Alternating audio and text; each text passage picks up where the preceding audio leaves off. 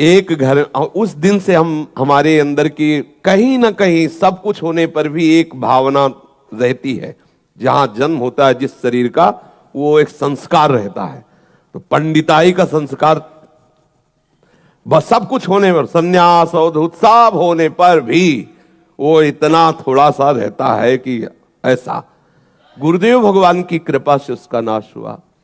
दंडोती परिक्रमा लग रही थी, अन्योर में आदेश हुआ कि माधुकरी मांग के लाओ। तो माधुकरी मांगने गए। अब गुरुदेव ने कहा था कि ब्रजवासियों से कभी ये मत पूछना तुम किस जाति के हो, बस ब्रजवासी हैं, इतना ही परिचय काफी है। तो एक घर में मांगा तो एक रोटी में प्याज की चटनी करके ऐसा दिया, और फिर देखा कि घुड़का सुअर निकला घर से अन्योर में। अरे हम कहा बिल्कुल है, ये तो धुल गई, मतलब हम कहाँ खड़े हैं, मतलब सुअर है, मतलब स्पष्ट है कि, और प्याज खुशबू अपने आप दे रहा था। तो थोड़ा ऐसे करके गए, दूसरे घर में नहीं मांगा। और गुरुदेव भगवान एक लता के नीचे बैठे, दंडोती परिक्रमा में शिथिलता आ ही जाती है। हम कहा महाराज जी, ये सुअर निकलने से पता चला कि चातुर्वर्ण के अंतर्गत है नीचे, और ये जो रोटी इसमें प्याज, तो महाराज जी एकदम सहज भाव में। तो क्या हुआ? वो तो क्या हुआ, वो हमारा जो अंदर था ना, उसका पूरा ऑपरेशन कर दिया। बोले इस रोटी को हैंड पाइप में धोया, बोले आधी हमें लो आधी आप लो। और भी रोटियां फिर मांग के लाए, और जब आधी पाई, उसी दिन से जो कुछ था ना, वो पूरा का पूरा साफ हो गया हृदय से। तो ब्रजवासियों के प्रति नहीं। हमने देखा है, एक दिन नंदगांव में नंदलाला के दर्शन किए, 12 साढ़े 12 बजे होंगे उतरे।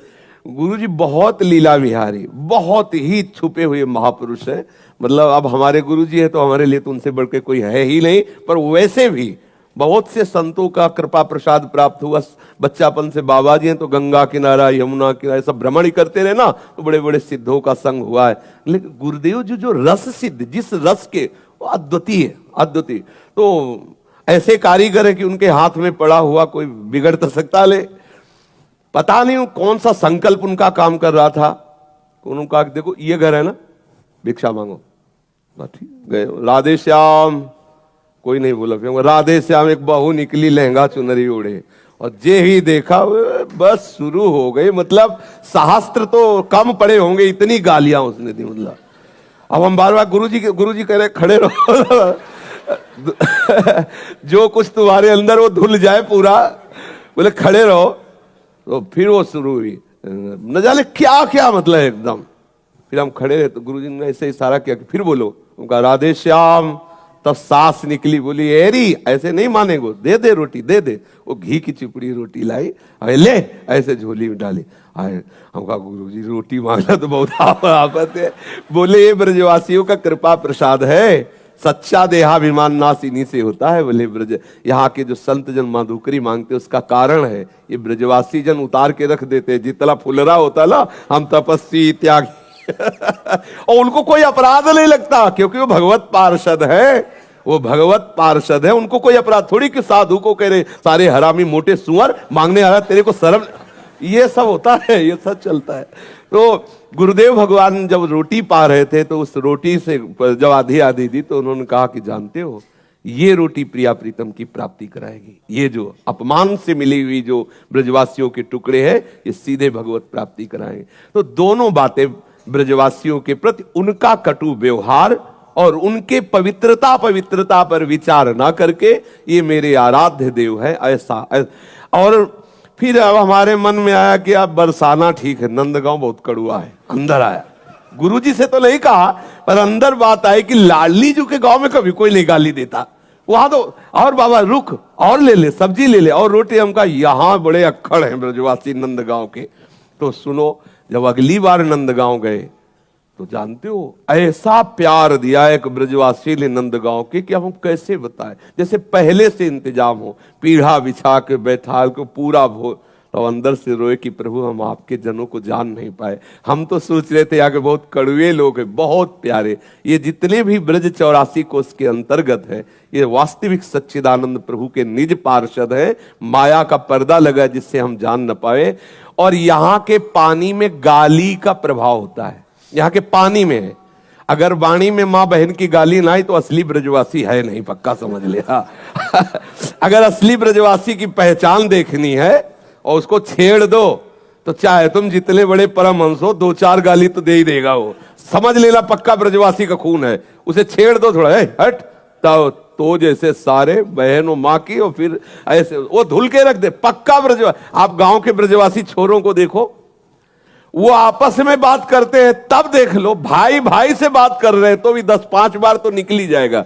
इस पानी का प्रभाव है कि वाणी में कठोरता का वर्णन, और हृदय इतना द्रवित है पूछो मत, सच्ची बात मानना।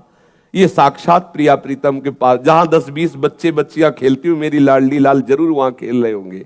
ब्रजवासी बच्चों से मतलब प्रेम, उनको प्रणाम करना, उनको दुलार करना, सीधे लाडली लाल को रिझाना है। ये ब्रजवासी जन बड़े बड़े सिद्धों ने इनकी रोटी पा करके प्रिया प्रीतम का साक्षात्कार किया। आज भी हमारे सदगुरुदेव भगवान ब्रजवासियों का ही अन्न पाते हैं। तेहरा गांव में आप स्वयं जाते हैं और वहां जाकर भिक्षावृत्ति करते हैं, साल भर के लिए तो अन्न आ जाता है, और उसी अन्न से आज भी गुरुदेव, कुछ समय पहले तक ऐसा था, हम लोग भी मांग के लाए हैं चून, आदेश होता तो जाते थे, पूरे गांव से थोड़ा थोड़ा चून मांग के लाए, उसी से गुरुदेव आज भी अपने उदर में ब्रजवासियों का हित। पंडित रामकृष्ण बाबा बड़े बड़े सिद्ध हुए इन्हीं ब्रजवासियों की जूठन से। कभी इनके प्रति ऐसा भाव न करे कि जूता पहने या बीड़ी पी रहे हैं या नहाए हैं कि नहीं नहाए, ये भगवत स्वरूप है। किस जाति के ये भी नहीं देखना।